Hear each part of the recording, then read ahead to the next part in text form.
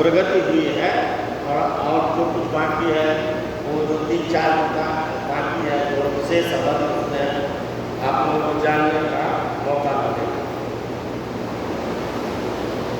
एक चीज हम बता देना चाहते हैं, जो यहाँ जो लोग आए हैं प्रशिक्षण उनको जो भी बात बताई जा रही है उसके पीछे एक समझना पड़ेगा। तो ऐसा नहीं है जो आपको कुछ भाषण के रूप में कहा गया 15 दिन तक आप सुने चले गए।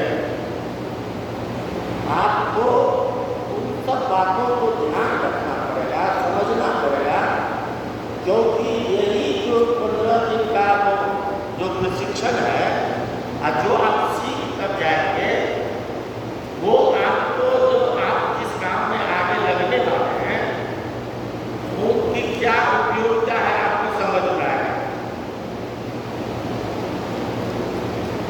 क्योंकि एक बात को समझना पड़ेगा ना, जो व्यक्ति कोई नए जगह पर किसी संस्थान में काम करने के लिए जाता है तो यह आवश्यक है जो उस संस्थान के बारे में जाने, वो संस्थान का क्या उद्देश्य है, हम जिस काम में के लिए जा रहे हैं उस संस्थान में हमको क्या करना है, उस संस्थान की क्या पृष्ठभूमि है, ये सब जानना बहुत आवश्यक है। जब तक ये सारी बातों की जानकारी आपको नहीं होगी तो आप अपने उत्तरदायित्व का वहन करने में शायद उतना सक्षम नहीं हो पाएंगे। इसीलिए ये आवश्यक है जो आप जाने, चीज़ों को जाने। और यहाँ जो आपको बुलाया गया है वो इसीलिए जो आपको जिस काम में आप लगने वाले हैं वो संस्थान आपको लगाने जा रही है, उस काम में आप कितना सक्षमता से अच्छी तरह से अपने दायित्व का निर्वहन कर सकें। इसीलिए ये सारा जो है ये व्यवस्था प्रशिक्षण की गई है, उसका उद्देश्य यही है। और एक चीज और हम बताना चाहेंगे, जो आप जिस चीज से जुड़ने जा रहे हैं, कुछ लोग जुड़े हुए हैं, कुछ नए जुड़ने जा रहे हैं, उनको ये बात समझनी चाहिए जो मेरा उद्देश्य क्या, किस उद्देश्य से हम जा रहे हैं।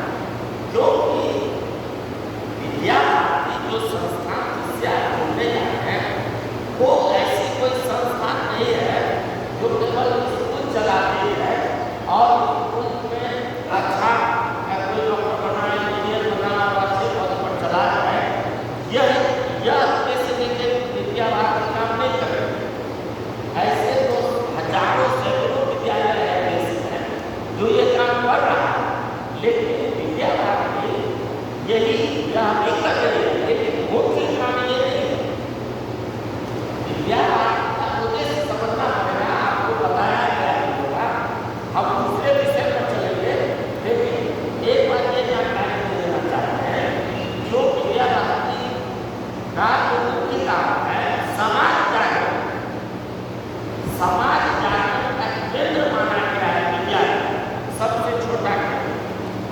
और ये समाज जागरण हम अपने शिक्षा व्यवस्था इस तरह का हो, इस तरह की शिक्षण प्राप्त करें, बच्चे समाज में जाए, जो समाज देश के बारे में सोचे, चिंतन करे, जो बाद में आप शेयर करेंगे बात, जो ये क्यों आवश्यक है, क्यों विद्यार्थी को ये काम करने में आगे बढ़ते आना पड़ा, और विद्यार्थी को ये काम शुरू की उसके पीछे और क्या क्या चीजें हैं, इन सब बातों की हम थोड़ा सा पीछे चर्चा करें।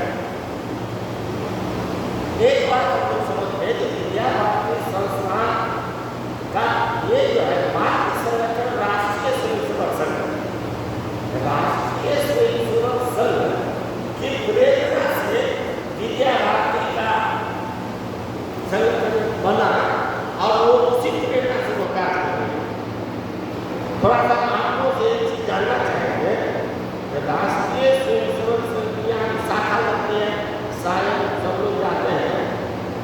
यहाँ आने से पहले ऐसे कितने बंधु हैं जो राष्ट्रीय स्वयंसेवक की शाखा है, इसके पूर्व जो अभी शिक्षण में इसके पूर्व कभी नहीं गए हैं, यही आकर उनको मौका मिला है, ऐसे हाथ उठाए।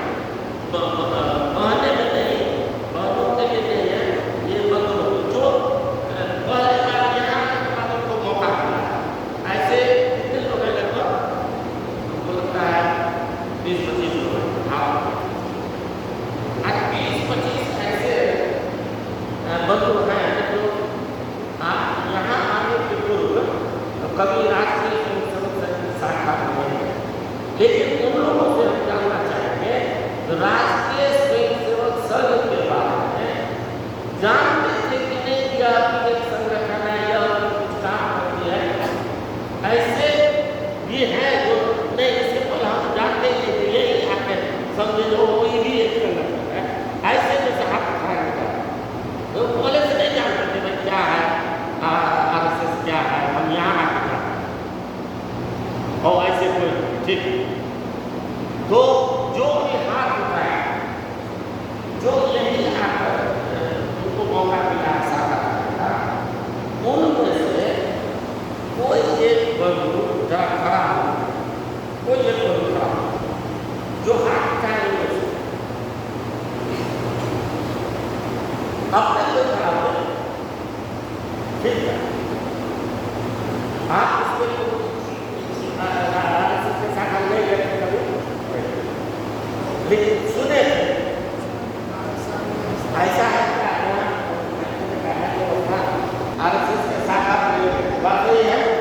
12 साल के अवस्था में बचपन में किया था, वो जिसमें बचपन में किया और ये कुछ याद सिस्टम नहीं था। अच्छा, तो आप जानते थे क्या करते थे? यही जानता हूँ कि RSS हमारे हिंदुत्व और राष्ट्रीयता की भावना से होकर ग्रोथ एक संस्थान है जो पूरे देश में, देश ही नहीं अपितु अंतर्राष्ट्रीय लेवल पर शिक्षा के क्षेत्र में और हमारे समग्र विकास के क्षेत्र में सतत प्रयत्नशील ऐसी संस्था है।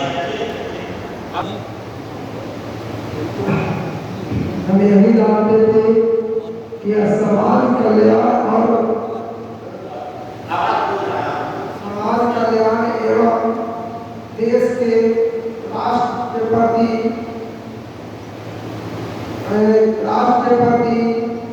ऐसा संगठन है जो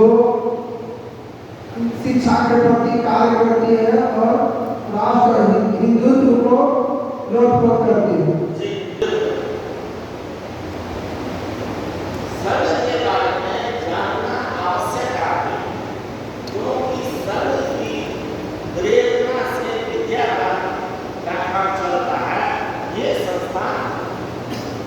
संघ की विचारधारा से आधारित हो रहा है, इसलिए संघ के कुछ आवश्यक प्राइमरी जानकारी सबको रहनी चाहिए।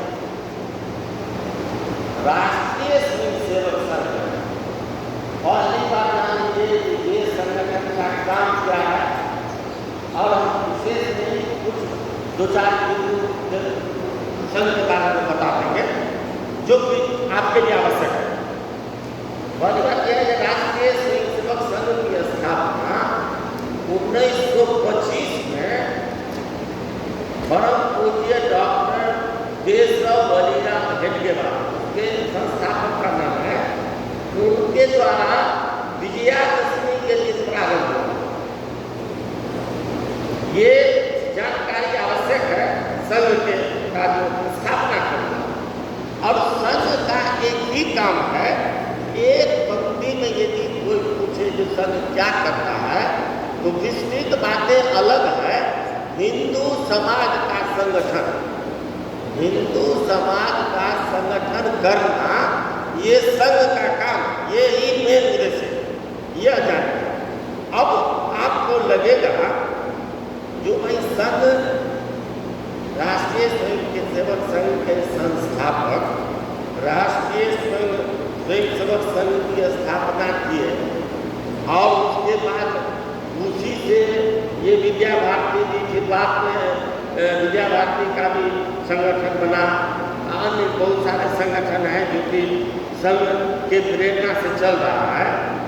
तो ऐसी क्या स्थिति थी, क्या कारण ऐसा देश में था जिसके कारण राष्ट्रीय स्वयंसेवक के संस्थापक परम पूज्य हेडगेवार जी को ये संस्था बनानी पड़ी, ये भी जानना आवश्यक है। हम लोग जानते हैं कि हमारा देश लगभग 700-800 वर्ष तक स्वतंत्र रहा, विदेशी यहाँ शासन किया, पूरे देश पर एक साथ शासन कोई नहीं कर सका, लेकिन विभिन्न भागों में, अधिकांश भागों में विदेशियों का शासन रहा और ये दुर्भाग्यपूर्ण स्थिति रही कि देश स्वतंत्र होने के बाद जो हमारी संस्कृति थी, हमारी जो परंपरा थी, जो इतना सक्षम था, उत्तम परंपरा था, उन चीजों को देश स्वतंत्र होने के बाद भी नहीं हम लोग अपना सके। ये जो स्थिति बनी रही, ये समझना पड़ेगा, जिसका कि आज भी किसी न किसी रूप में दुष्प्रभाव हम झेल रहे हैं। तो राष्ट्रीय स्वयंसेवक संघ के संस्थापक वो भी जिस समय में देश स्वतंत्र था 1925 के समय